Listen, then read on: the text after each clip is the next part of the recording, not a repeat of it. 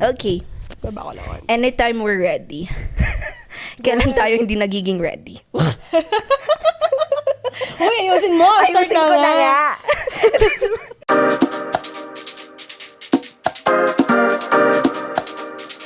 The Next Gen Agenda, where we Confront confess and have conversations! Hi everyone! Welcome back po sa Pansigadan Advocacy Cooperative's The Next Gen Agenda. So right now, I'm with a special guest, pero before we go to that, let us all say the tagline of The Next Gen Agenda, which is where we confront, confess, and have conversations. Again, this is Clevie, and I am not joined with Baja right now because may importante po siyang ginagawa at the moment. But I am very thankful. We are both very thankful for the last pilot episode po natin na ang warm po ng mga responses nyo. We have a lot to talk about and we know na ang dami pa pong i-cover na things, but we are very thankful po that you are supporting us in making our podcast po. Again, this is not just for us, but it's for the Generation Z or the Generation Z. So, this is a gift to the Generation Z po. So, na-cover namin ang iba't ibang generation nung last time, pero for this episode po, I will just go through the different generation with the years po and the names of the generation. So, let me just read through my phone po. Nakabahan? Oo, bigla formal ka na naman. Ang formal? Wait lang. Okay. Sabi nung katabi, ba't ang formal mo? Oo. Sorry po. So, ito po yung mga generations natin. The first generation daw to be named was the lost generation. So, they came of age during World War I in the early 1900s. Next is the baby boomer or the 1946 to 1964 generation. So, after World War II naman to. Next is the Generation X. They were born between 1965 to 1980. The crossover generation, the Zennials or Xennials, that are born between the late 1970s and early 1980s. The millennial generation, born from 1981 to 1996. And the Generation Z, which is, kasali ba tayo doon? Of course. Okay. Sure okay. ka? Wait lang, Sure ito ka kasi ba? yung year. Generation Z is from 1997 to 2012. And Generation Alpha, which is 2013 to 2025. So, ayun. Back to our episode for today. Siya po ay si Miss Ezra Bagay. Yes, that's me! Wait lang, Bex. Wala pang introduction sa'yo. Nag-yes na me. Okay lang. Anyway, she is a fourth year BSHM or Hospitality Management Tama. student of the University of Baguio. Wow. Tama. Siya daw ang face of Baguio. Pagkita sa akin kanina, sabi niya, Grabe yung face of Baguio mo. Sabi ko kasi, ba't naman binonggahan? Nag-makeup. Alam mo naman, di ako nag-makeup. Well, you have to adapt na. Mag-makeup ka na daw. True. Sabi niya, mag-lipstick ka naman. Kailangan ngayon. Okay. Oo, Yeah. para fresh tayo. Tsaka true. may punga yung mga ating mga lips, ganon. Di ba, ang dami nang sinabi. Introduction. Hindi na tayo tapos sa introduction part. Hindi, yun na actually yung introduction mo. Actually. So, yun po, hospitality management student. Yes. Very active po sa mga orgs. Anong orgs mo? Currently, yung org ko, I'm Young Innovative Chef. Yun yung pinaka-main na malaking population ng mga culinary students paano ba yun? Sa buong Baguio ba? No, hindi. The universities? Just the university. Okay. Young Innovative Chef? Yes. Wow. Kaway-kaway sa mga chef ko po dyan. Thank you so much. Sinabi ko ba? Anyway, yun. This is, actually, Ezra is a very good friend of mine. So, bakit ka nga ba andito? Inaya mo lang ako one time na nag-out tayo. Sabi mo, uy, baka gusto mong sumali sa podcast namin next series. Sabi niya, hala, paano naman ako mapupunta dyan? Nahihiya ako. Sabi ko pa nga nung una. Oo, tapos over yung mainit na ramen na pinagsasaluhan namin. Just one dinner yon. Tapos, yes naman niya na ako. Yes! The charm? Bex, baka naman. Uy, bro code. Ayan. So, yun na nga Anyway. yung kwento behind that. So, I call Ezra Puday, which is, Yes. hindi po siya malaswa sa amin. Yes, So, puds na lang. Oo. Kasalanan to ni Randy. Hello sa'yo sa Australia. Oo, May Randy is one pa-mention. of our classmates and Classmates. friends din po. Hi, Randy. Kailangan mo na panoonin to. Anong topic na natin? About foodie. Foodie culture. Oo, Tama. Foodie tama, culture. friend. Bex naman. Yeah. We're gonna talk about the foodie culture of our generation since katatapos lang po ng Nutrition Month. Yes. But at the same time, it's the pasukan season. Yeah. So alam naman natin na ang daming nag-open or syempre talamak na naman yung mga school canteens offering different food. We have different mga cafes, ganun, diba? So, and at the same time, it's the Paris Olympics 2024. Wow! Updated! Updated! Kaya naman, usapang nutrition pa rin kahit natapos na po ang Nutrition Month. But, yun po. So, before we go to that, before we talk about our foodie culture, let's just give a situationer of the Cordillera Administrative Region through the NCC, or NNC, sorry ma'am. Sorry ma'am, kasi sabi ni ma'am sa akin, baka NCC sabihin mo, NNC pala. Anyway, uy, cut. Oo, commission. Cultural commission din, no? Oo, NCC. Cultural Hoy, taas. hoy, maano tayo dito? Maliligwak tayo pag ganyan. Wait lang. Wait lang. Let us hear from the National Nutrition Council, Ma'am Belia Basalong, for the situationer po ni Cordillera Administrative Region. Isang masustansyang araw sa ating lahat. As to the nutritional status of the youth for this moment, actually, among the youth, we have seen high prevalence actually of overweight and obesity. This is based doon sa ating national data from DOST, and it's around 15% of the youth. So, if we compare it from other regions in our country, actually, we are the fourth na youth na highest actually in overweight and obesity. So, yun yung isa nagiging problem. Based also sa data coming from the Department of Education ng school year 2023 to 2024 and school year 2022 to 2023, tumataas din ang overweight and obesity. It is affecting around 5,000 students, and still nagiging problem yung wasting or thinness among them, which is one of the reason why we conduct the school-based feeding program. Ang National Nutrition Council, Cordillera Administrative Region, actually this is an attached agency of the Department of Health, and for us at NNC, we ensure that the local government units will have activities for the adolescents, for the youth. So we actually have what we call as the Local Nutrition Action Plan from the provincial, city, municipal, down to the barangay level. So we ensure that they include actually activities para sa youth, and they fund activities for the youth as well. Another thing that we are actually doing is we have actually yung scaling up nutrition movement. We include youth as one of its sector.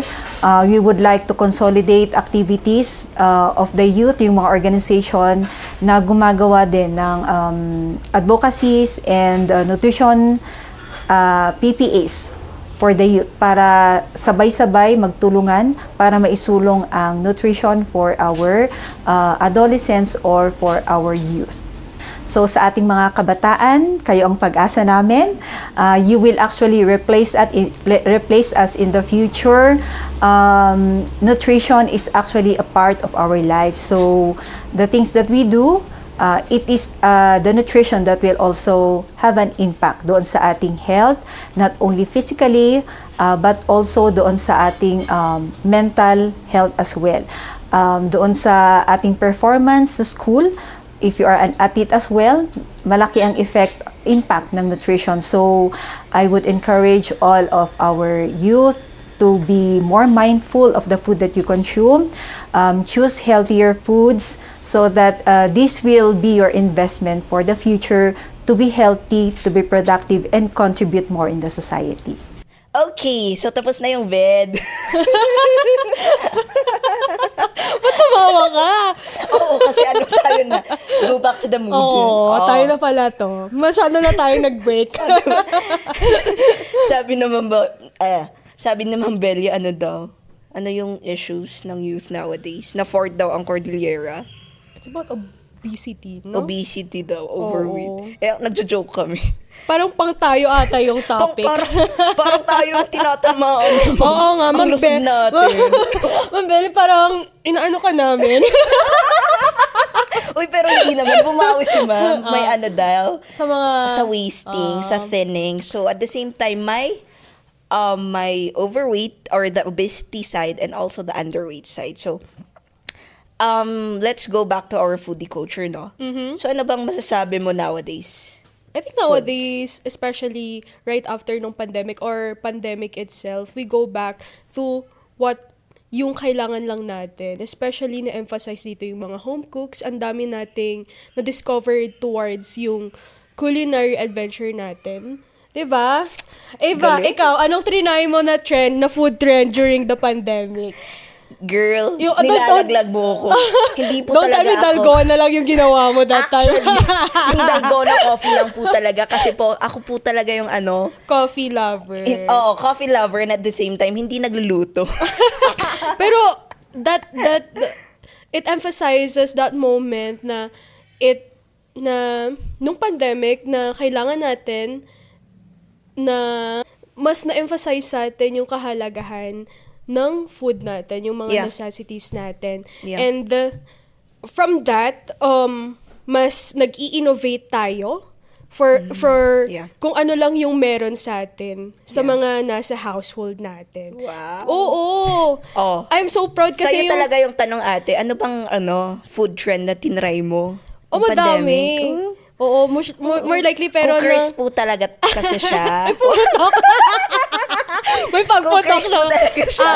Like, ang daming trends from Thai cuisines, from Korean, kasi we're into that K-drama wave, no? Kaya lahat True. ng pinapanood natin na K-drama series, Mukbang. sabi ko, tama, magbumukbang din tayo nung anong meron sila.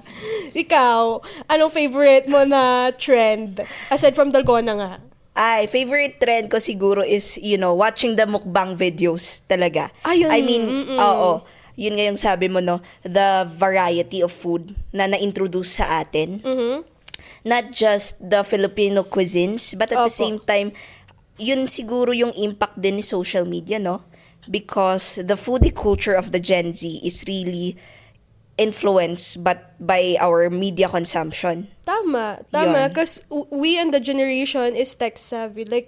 Yeah. Like, in the fingers, one click mo lang, manood ka Yeah. lang ng TikTok, 3 minutes, 1 minute video, matututunan mo na paano gawin yung isang menu or for example, isang recipe, ganon. Which is very essential when you go to college nga naman. Yeah. Tama. Nung college ka ba, nagluluto ka ba ng... Hindi pa talaga. Ayun, going back to sa schools Sa yun school, na mention tama. mo.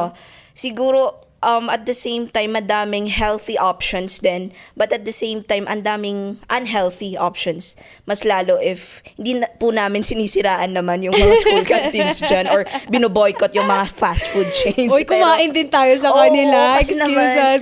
diba? Exactly. Like, it's Kasi- a quick bite.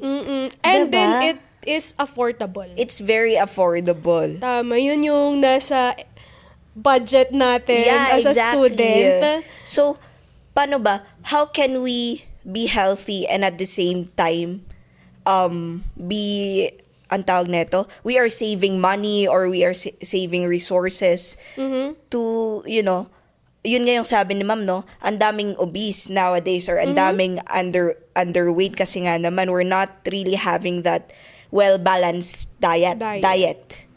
So, parang it's a challenge sa mga kabataang tulad namin ngayon that we go to the healthier options. May masasuggest ka ba na healthier options, Puds? Actually, madami. Ay, wow. Oo. Pa-share. Sa tapat ni nag-promote. Hindi po. Di ba sabi mo kanina, Oo, Yun na lang. Kasi nga, what I do sometimes, pag nagwa-market, may naka-separate na meal planning ka talaga throughout the week. And then, yung budget mo doon, parang, yung meal planning mo is, I should say, is that may mga Monday, Tuesday, Wednesday, Friday, ganon. And then, Meal planning. meal planning. Parang monthly kasi siya, no? Or yun nga, sabi mo, weekly. Oo. Basta may time ako, nagpa-prep ako ng meal ko, tapos ini-store ko na lang sa fridge ko, tapos tapos advance ka na dapat mag-isip kung anong iluluto mo that day. Really, Ganon. nagme-meal plan ka talaga, Bex? Before, nung masipag pa ako, pero medyo na kasi ngayon. Hindi, okay lang kasi we're all busy. Yun nga True. naman. Pero yun, one option is meal planning nga naman. It saves Tama. money, it saves time to, yun nga, diba? Parang the usual, typical questions, hindi lang sa generation natin is, saan tayo kakain? Ay, diba? yun lang. Lagi tayo dyan Laging napupunta. ganon. After meeting, saan tayo next? Ganon. Mga ganon, parang mag-aaway pa, 'di ba? Kung anong gusto ng isa. Oo. Hindi naman mag-aaway pero parang there's a debate pa. Kung anong gusto how nyo many kainin, minutes, oo. Until ayun, naglalakad kayo, kung ano na lang unang nakita nyo, yun na ang pupuntahan Ending. nyo. Yeah. That's good. Meal planning nga Meal naman. planning. Aside from that, important yung budget and ano yung nasa market natin as always. Support the sustainability, support the farm to table na programs. Farm to table? Yes, farm to table. Parang farm to To table? table. Oy, parang ibang farm yung naririnig ko. Ay, wag tayo pumunta dun. Anong farm? Lumaki ka na sa farm? Oo. Laki Uy, nasa sidetrack. Para yun, Yeah. like, na-emphasize kung ano yung availability natin, we should adapt from that. Kung may oversupply of a certain vegetables, dun tayo mag-focus. Kasi, supporting our local farmer means a lot in the industry, especially sa amin, na nasa food industry talaga. Pa-mention naman ng food industry mo, Yes! Bex. Ayan. Ipa-plug po talaga yung food Oo, industry. kasi I've Yeah. known a lot from different restaurants na nag-a-adapt talaga. Example na lang, mag-drop na ba ako? Pwede naman. Gusto ko yung idea from Chef Waya na I heard na every week nag-create talaga siya ng hello from Chef Waya ng Gypsy. Actually, oo. isang, ewan ko, pero naging partner ata namin. Ayun. Yeah, go. What she does is that nagka-create siya ng menu sa mga available natin sa market. Example, nagkaroon ng oversupply ng mga tomatoes. Gumawa talaga siya ng set of menu for that. And then, aside from that, nagbebenta si Amari ng fresh.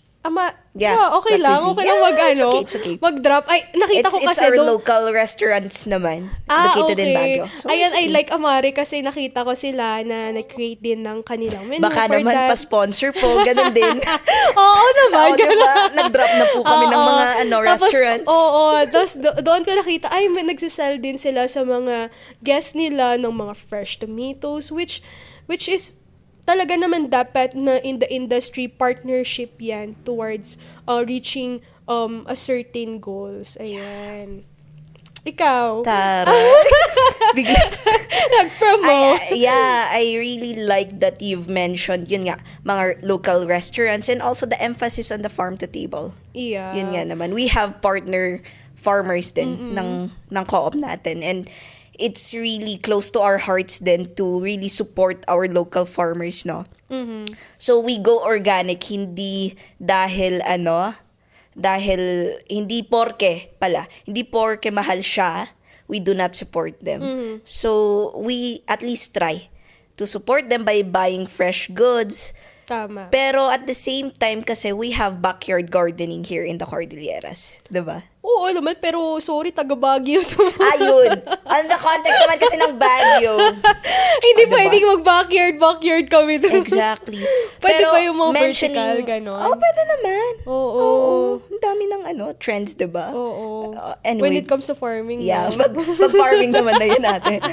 Tumataliwas na naman yung tayo, natin. go back to, nutritional. The nutritional balance.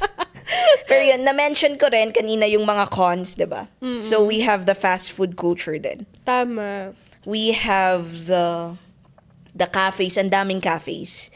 Which is good because cooking is no longer a hobby sa mga youth. Parang it's a course to take up, like you, di ba? You're an HM. Oo. Pero So yung, parang noon kasi, ang tingin natin, it's okay, it's cooking. Pero ngayon parang, for my observation naman, ang dami nang nag-HM or they are taking up culinary courses. So, hindi ko alam, pero it's a good thing that because of these trends, it also became it created job opportunities. tama. Very Wow. well. Very well said, John, my sister Clevie.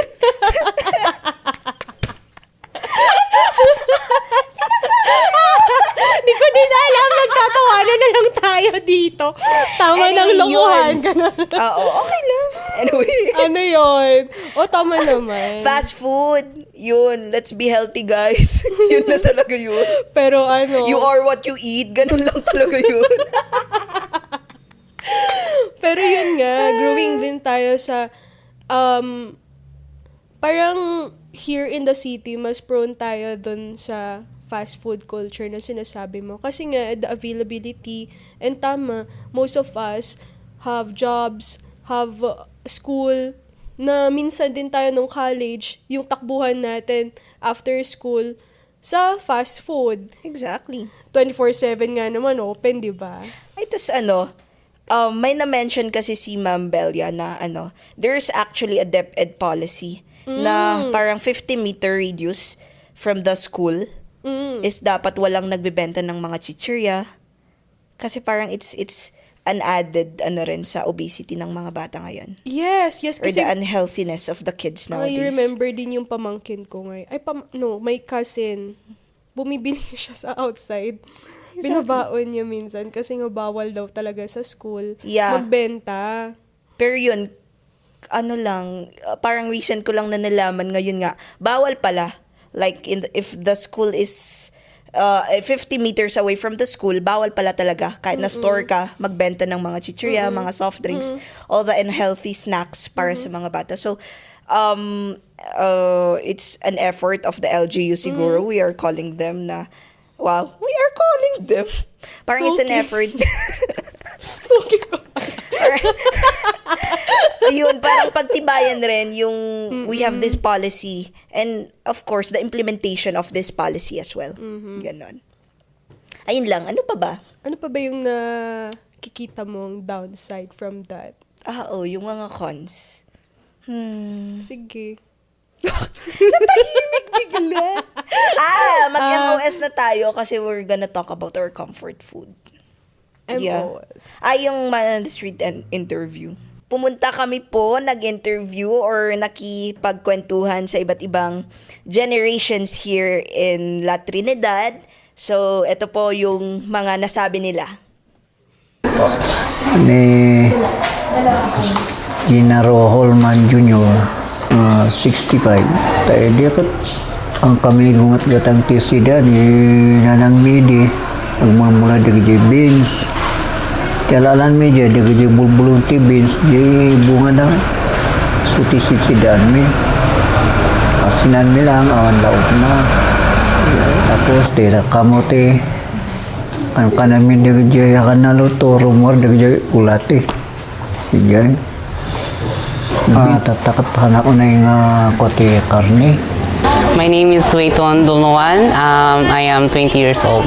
Na-observe ko this day is tumataba yung mga halaman na tinatanim dahil sa mga spray po. Kaya noon siguro is mas healthy yung food doon po. For me, may nakain na siguro ako na naamoy yung spray ngay. Yes po. Yun yung kaya hindi siya gaano, although kailangan linisan na maigi para maging healthy po yung food na yan. Siya ni Presi Estrada. Ag 60 ako. Hindi ako ko. Siyempre, nateng. Awan ti junk food, hindi manmano ti junk food nateng, tapos digi prutas, fish, digi vegetables. Makitak digi apok ngayon ala panay digi chichiria, digi soft drinks, digi number 1 energy drinks pa no maminsan. So nga ko ngay mahilig da pa ti fast food. So nga no maminsan adungay ti marikrik nadan di chanda. Amin panay natural ti makan idi. Ti food idi mas healthy idi kaysa tatak. Tatakat adu ti nailalaukan nga dagi bitchin kasi dagi preservatives halos panay preservatives karon tupay. Di ko madmadlaw ko tatak. Yeah. ko. Hoy, baliw na tayo. Babe. Okay, Puds, what can you see? I see. What can you say? I see. What can I say ba? So, parang na-mention kasi ni Uncle doon na noon sa generation daw nila, they are more into healthy options or healthy food options. So, nowadays daw is parang unhealthy yung mga kinakain daw ng mga bata na shinare naman ni auntie. So, Which is- nabanggit yung junk food nga. Which is true kasi pansin yun sa mga younger generation, yung mga bata talaga, they prefer nga yung palate nila, mas familiar sila sa mga fried chickens, fries, yung mga process na talaga. Well, the mere fact na it's also dapat sa effort ng mga parents nila na to provide them a healthier meal planning talaga. Just like yung nakaugalian before. Tama naman yung sinabi ni Sir kanina na yung sa kanila, Yung kamote daw. oo. Ikaw ba, Bex?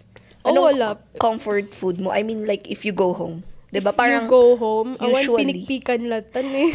hindi, oo, na-mention mo.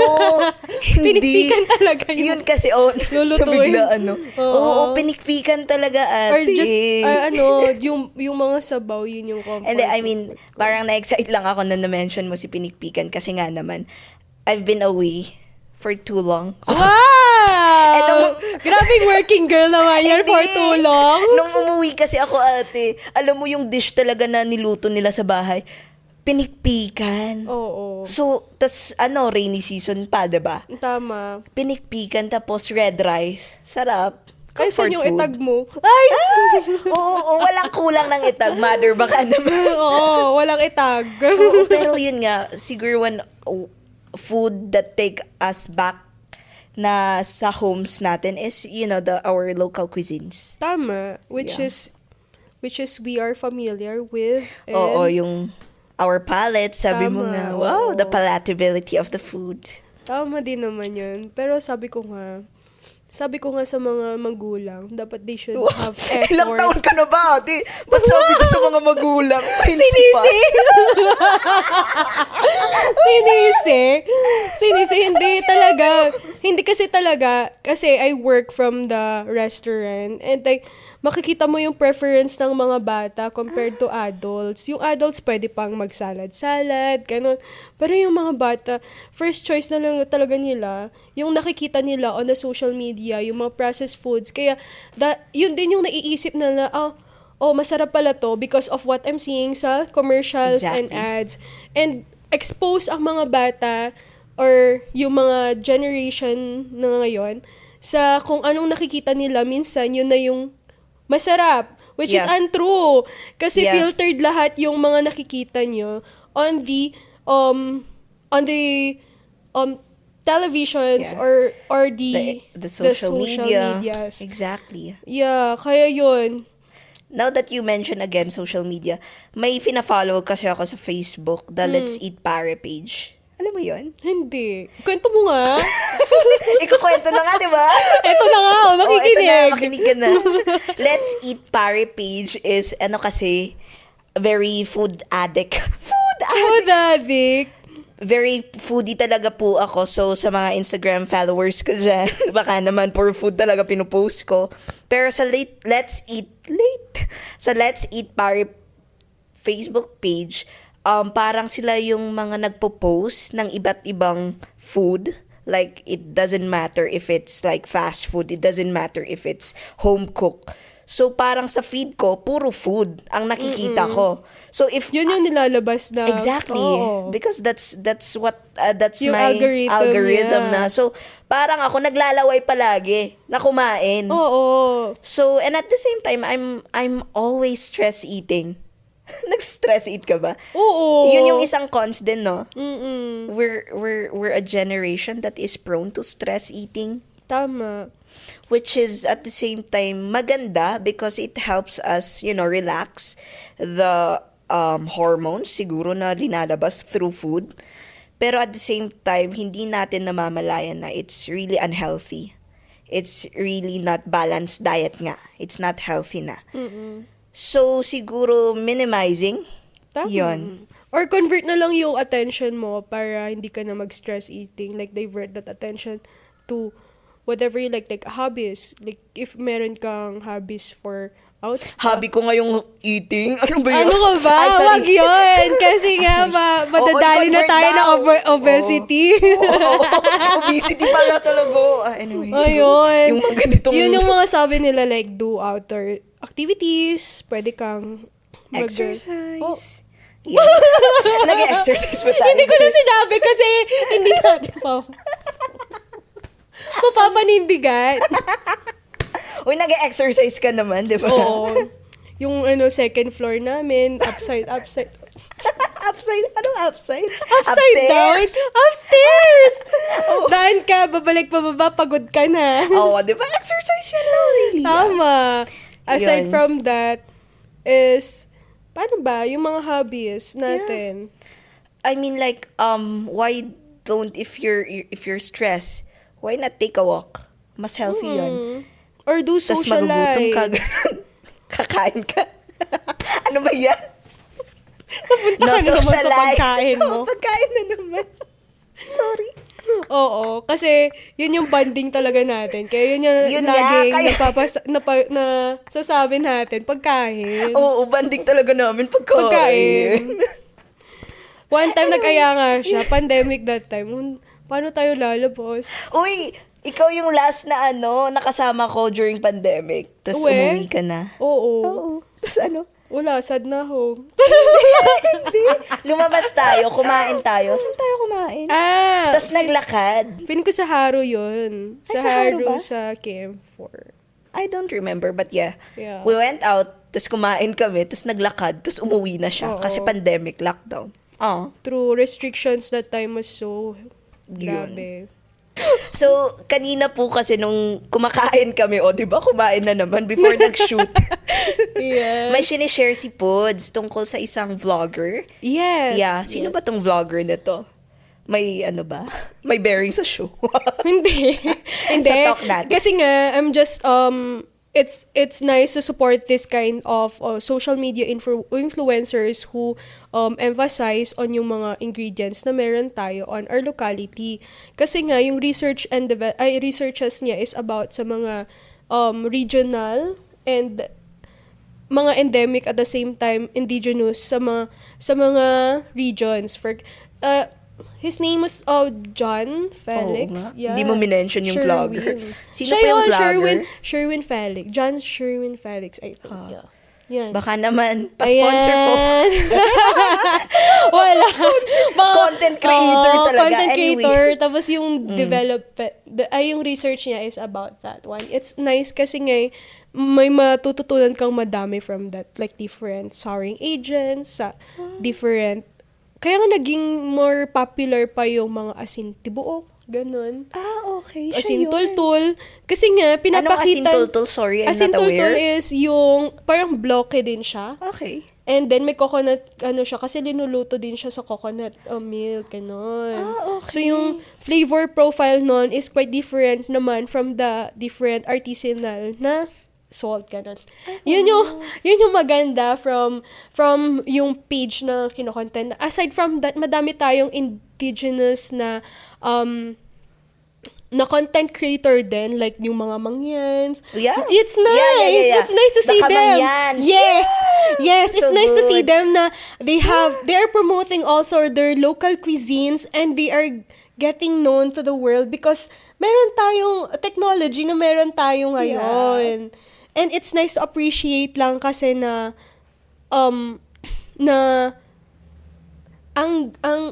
ang broad ng ano natin. Yeah. Ang diverse. Yeah. Ang diverse ng cuisine or yung mismong cuisine ng Philippines. Hindi siya lang yung alam na natin, okay, matataba na pampaputok-batok na ulam. Yeah. Hindi siya. It's more than that. Yeah, it's more than what.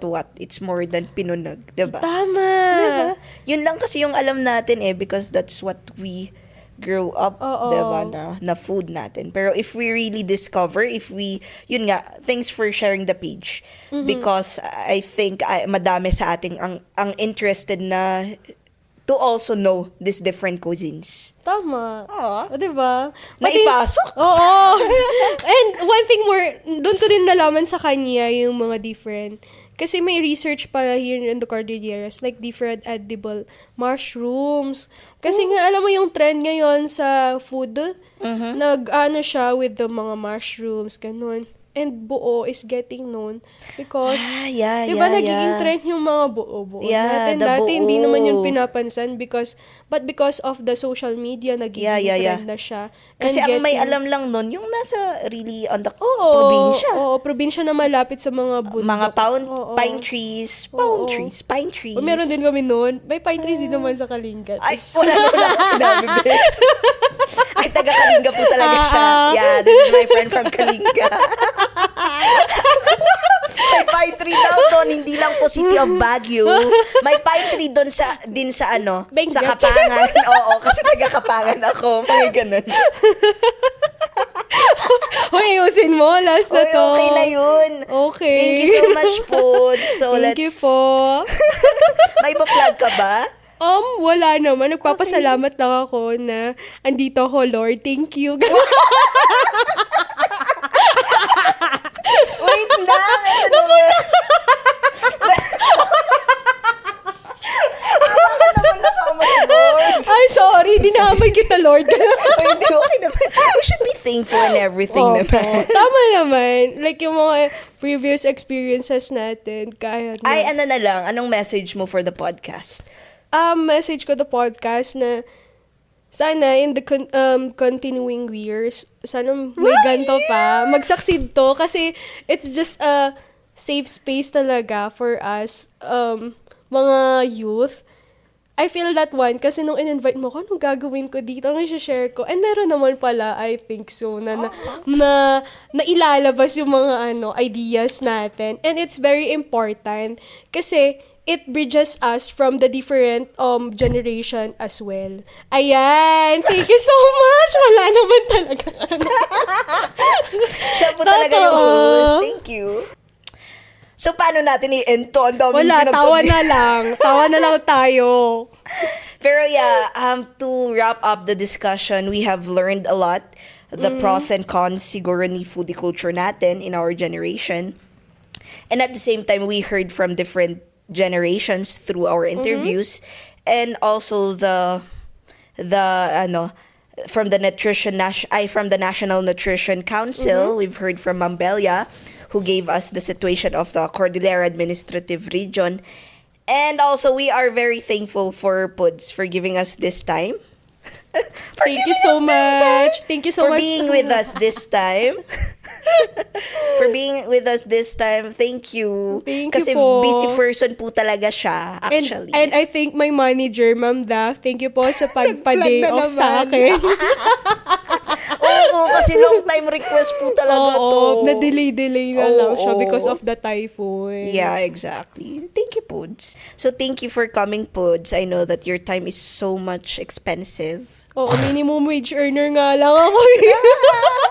So, let's say our tagline. Join me in saying our tagline.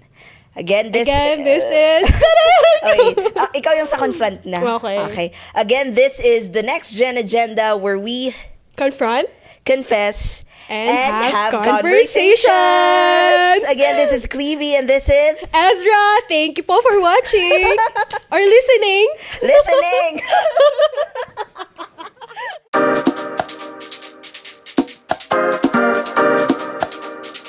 The Next Gen Agenda where we Confront confess and have conversations.